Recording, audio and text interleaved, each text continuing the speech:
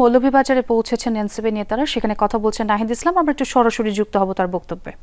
স্বাস্থ্যের অধিকার যারা নিশ্চিত করতে পারবে, আমরা এমন একটা বাংলাদেশ চাই। এই মৌলভীবাজারে আমরা চা শ্রমিকদের অধিকার নিশ্চিত করতে চাই। এই মৌলভীবাজারে যারা বিভিন্ন জাতিসত্তা রয়েছেন, খাসিয়া পান্থুয়া সহ বিভিন্ন ক্ষুদ্র আমরা অধিকার নিশ্চিত করতে চাই।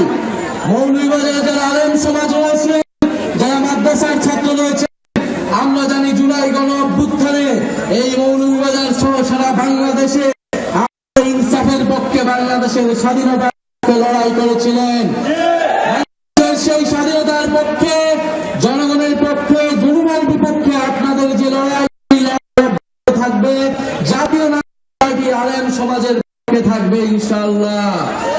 প্রিয় সংগ্রামী বন্ধুগণ, বিবিসিতে একটা রিপোর্ট আমরা হবিগঞ্জ চলে, যেখানে পুলিশকে প্রমিনেন্ট করে তোলা হচ্ছে।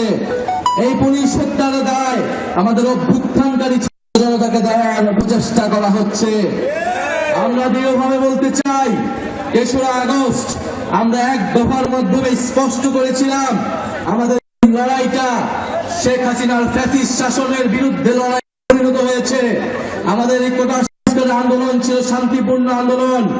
শেখ হাসিনার পুলিশ, ছাত্রলীগ, সন্ত্রাসী বাহিনী গুলি চালিয়ে বর্বরোচিত হামলা করে আমাদেরকে অভ্যুত্থানের দিকে নিয়ে যেতে বাধ্য করেছিল।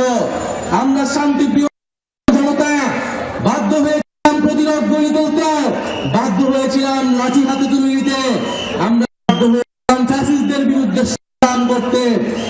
৩রা আগস্ট আমরা স্পষ্ট করেছিলাম এই লড়াইটা ফ্যাসিস্ট রাষ্ট্র, ফ্যাসিস্ট বাহিনীর বিরুদ্ধে জনগণের লড়াই।